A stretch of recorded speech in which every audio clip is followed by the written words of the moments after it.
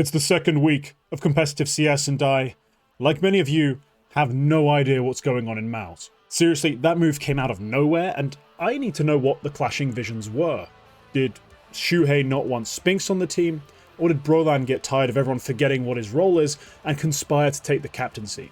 In any case, it's time for some power rankings. Let's get right into it. Now, teams that have fallen off the power rankings entirely from last week, that's Liquid. Only Liquid from last week have fallen off entirely, and really, I can't watch JKS on this team right now and believe in them. They're having him take some really ultra-explosive, aggressive early fights that he's just not built for. He's doing terribly, and they need another fix for this sort of early explosive player. They just don't seem to have. Nertz is too measured, too calm, too balanced to really fill those roles, and he's also not a role player on this team. He's a star, so you can't just force him into doing these sorts of things. It just doesn't look right with JKS right now.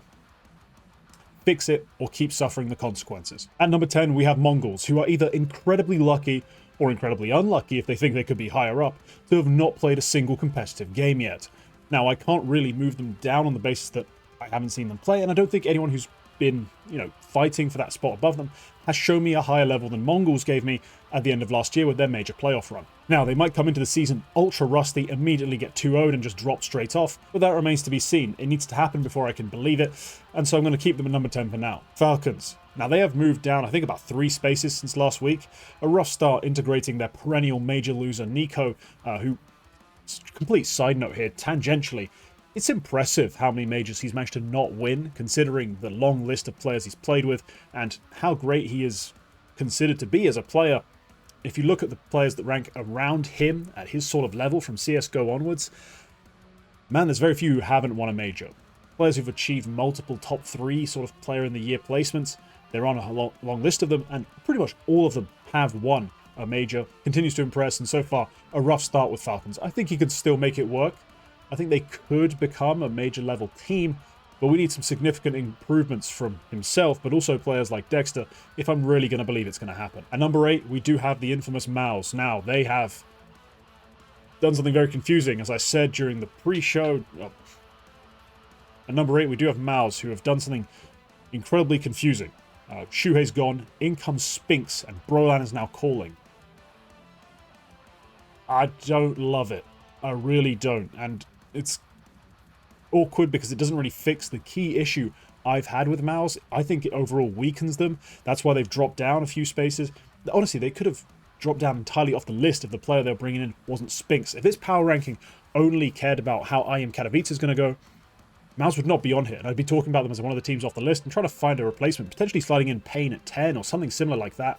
Instead, MOUZ stay here just because, well, it is Spinks coming in technically eventually, but it's going to be rough to hold on to that space. If other teams get hot during Kato, they get crushed.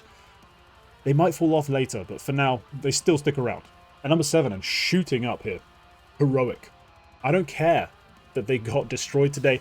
They're still like an OP sort of cheeky underdog team, a team who still kind of have the rep as a tier 1.5 roster, who aren't considered to be that deep in fragging, but when they have Tnir at Kato, when they have Youngster firing, some Pius playing some of his best CS in a while, Linus honestly making such great calls and plays and fragging, but also being the leader of this team, they look so well-rounded.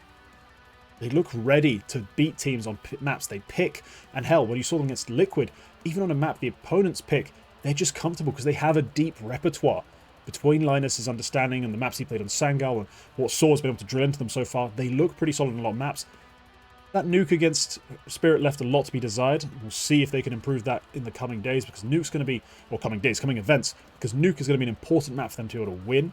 I'm not necessarily saying they have to make it a hallmark, like a trademark standard map they always play, but at least a map they're competitive on, so we'll see how that goes. Are you tired of looking like a chump in game? Sick of opening cases and getting trash skins? Check out Skin Club via my link in the description for a 7% deposit bonus. For gamers 18 or older, Skin Club is a case opening service who run a provably fair opening algorithm to give you truly random outcomes. Skin Club's battles mode has been upgraded, adding new things like crazy, team, and share modes just to make every roll a little more intense and a little more fun. I played a battle or two and managed to win some pretty crazy skins and upgraded a group of them into a gorgeous MP9 hot rod. Perfect for some gold stickers. There is an awards event going on right now, so you can earn event points just by playing on the site. These points can be redeemed for cases, skins, and entries into huge giveaways. Skin Club accept a wide variety of payment methods from cards and PayPal to skins themselves, as well as a range of crypto coins. Remember to play responsibly using the self-care tools provided, and use my link in the description to get a 7% bonus. A big thank you to Skin Club for supporting my channel. Eternal Fire. Yep, they've made the playoffs with Blast Bounty. Haven't seen them play it yet. This is Thursday, 8 o'clock English time. That match has not happened. For now, all I can say is they're pretty much untested, but unburdened by any losses. So they managed to maintain, or even actually slightly raise their ranking. I think they may be a spot or two lower before, but for now I can't really fault them. They've done what they need to do. They haven't made it ugly either. They've basically won 2-0 both their games. Eternal Fire go a little bit up. It's not much to go off of what they've played so far, but at least it's something. Eternal Fire still keeping themselves in the fringe contention for top teams. Not quite really there. I think in the long term we'll see they're probably going to sit around 8 to 10 most of the year, but for now, they get this spot. At number 5, we have FaZe. Now, it turns out integrating Unleash isn't as easy as I thought. It is still Karrigan, and I think they will still make something out of this, but that loss to Pain cannot be overlooked, and it almost got Pain into these rankings. Honestly, it was pretty damn close. I just don't have as much faith in them as I do in teams like Mongols, teams like Heroic, but still, a big loss for them. Don't make Blast Bounty finals. But coming into Katowice, they're still a very strong team. Should be still considered amongst the favourites just because they have the IGL advantage on a lot of teams. They still have a solid AWPer. They have a rifle and go toe-to-toe with almost anyone except Donk in a direct head-to-head. So they should be still very competitive. Just a bit of a disappointing start that pulls them back a bit. Now G2, they have gone full Jake Paul. They're just struggling their way through ruling matches against teams that are way weaker than them. Like Bait, Big, it's not great teams, and they've really struggled to beat them. And then now they've gone and beaten a Bet Boom team who have 2 standards. And sure, they did it pretty cleanly, but it's still a Bet Boom team with 2 standards. This is just not a very impressive run of games. And honestly, the way they've looked in those games where they've struggled to beat teams, those first 2-1 wins, brings them down a little bit. They're still top 4.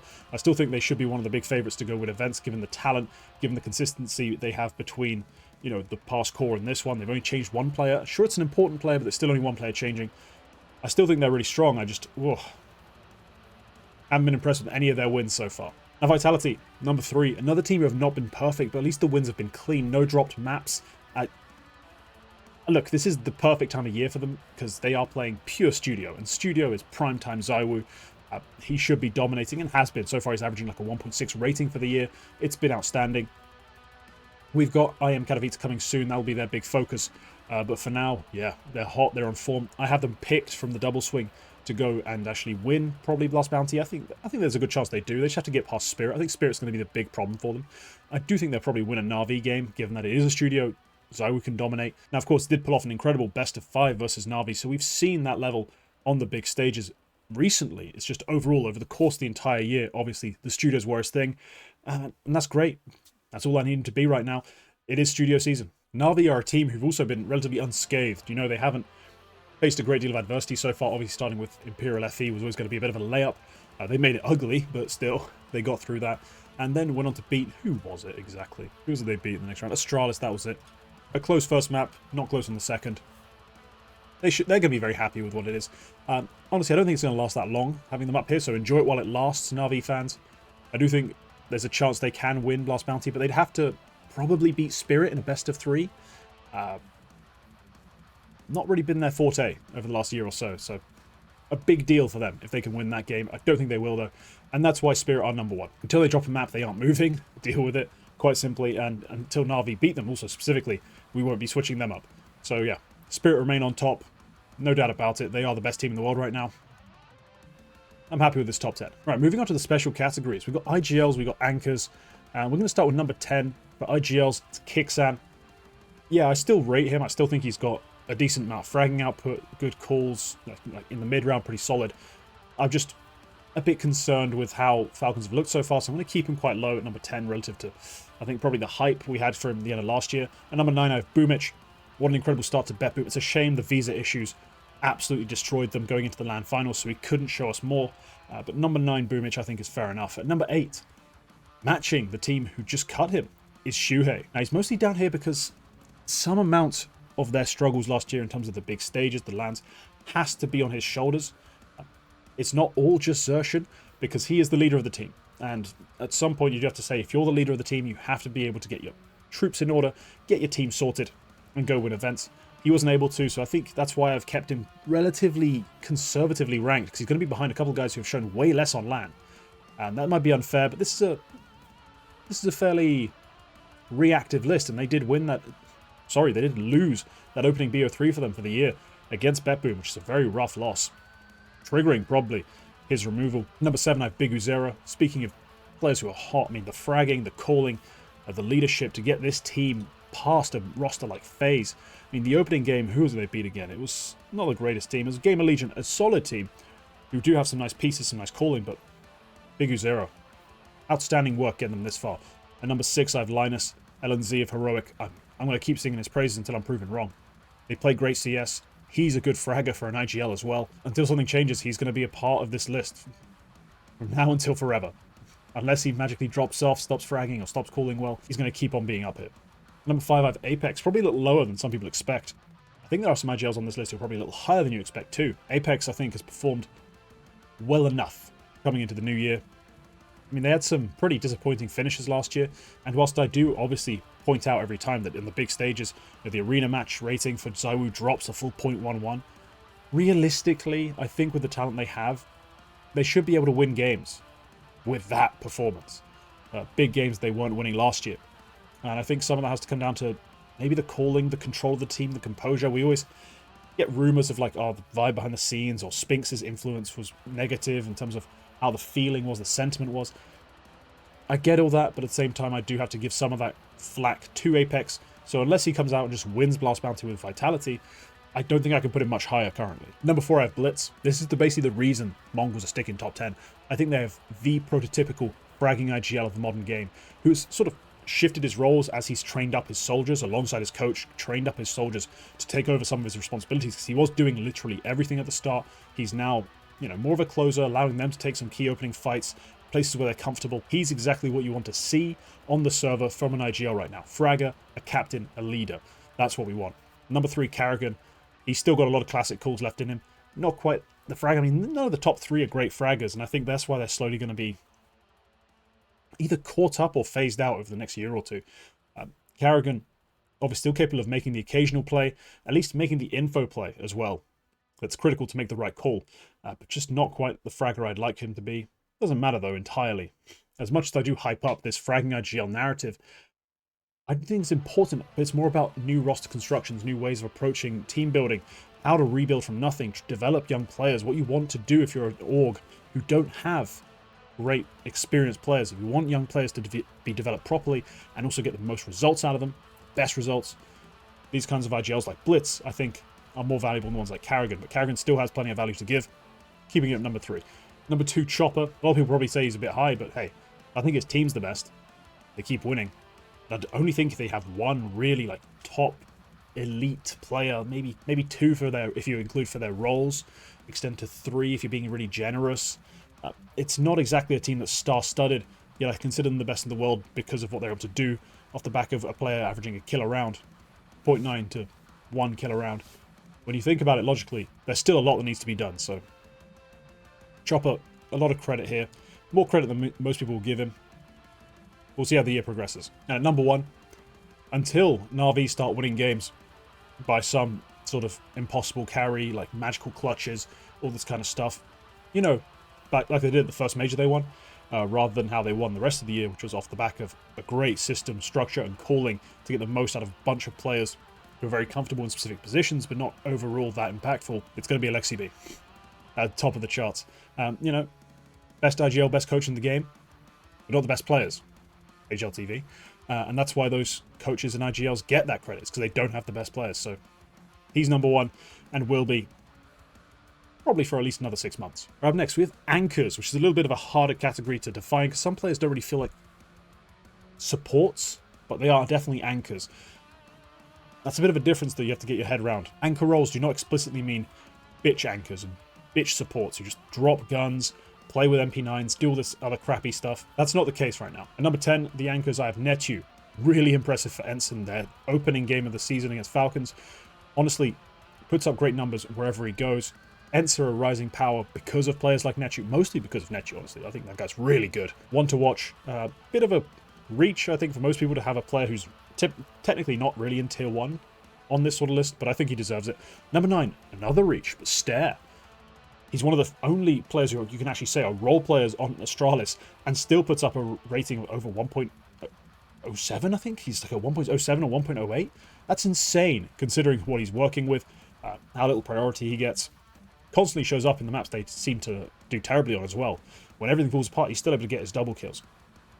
Stare is an incredibly impactful player who's gone massively underrated. Number 8, I have Naf. What more is there to say? Who better at silently racking up kills left, right, and center, no matter the situation, no matter the ability for his teammate to support him and set him up. Naf's just good for a kill. Almost every time. Naf at number 8. Number 7, Youngster. The support player who's really starting to make a name for himself. I've tried to push this as much as possible now that I've seen it more in action, because I know Quack used to love to wax lyrical about how Youngster's actually super talented and he could be a star rifler. And I don't think that's technically true, because this is as much mental as it is mechanical to becoming a star rifler. But Youngster, when the chips are down and you need someone to get a multi-frag, he seems good for it. Time and time again, he's done it on Heroic. He used to do it on Sangao. Definitely deserves to be here. And number 6, I have Mezzi. Sure, one of Vitality's most blamed players for losses in the past, but massive increase in his performance between the first half and second half of 2024, especially towards the end after having a kid. That dad buff went nuts. I think Mezzi deserves a lot of credit for the way he ended the year, and I think the way he started the year has been pretty solid too. So Mezzi at number 6. Number 5, Magix. This is mostly based off that major performance, and obviously some of the fragging numbers he's had recently, but for most of 2024, he probably wouldn't be this high on the list. You probably have him like 9, 10 sort of area. Honestly, I've had people come at me for this take before, but I think at times in 2024, he just wasn't a very good anchor, just outright. But he did get a lot better as the year went on and had that superb peak at the major, especially the major. That was insane. The major final specifically, but he wasn't actually bad the rest of the event if you pay attention. So Magic's number 5. Number 4, Jimfat. Maos are a team in the struggle, but Jimfat is reliable. Reliable. Super clutch. Not considered for closer of the year because reasons, I guess. I don't know if was he considered? I forget now. But definitely a player I rate, and a player who plays a lot of anchor positions very well. Number 3, Rops. Vitality have 2 players on this anchors list. I mean, most of this is going to be based off Rops' time not on Vitality, but also the little we've seen on Vitality. He's played some anchor spots very aggressively in a star sort of manner, and that's works very well. The maps where he's able to do that successfully, he's looked amazing, and the team have absolutely clicked. Number 2, Heavy God. Yep. G2, despite floundering a little bit, still have one of the best anchors, I think, right now. Just in terms of how hot he is, how much he frags. Heavy God's a monster. He's going to stay up here as long as... Honestly, it's all based on his performance. Because I don't think it matters how well G2 play around him. He's always going to get his numbers. Number 1, it's Bit.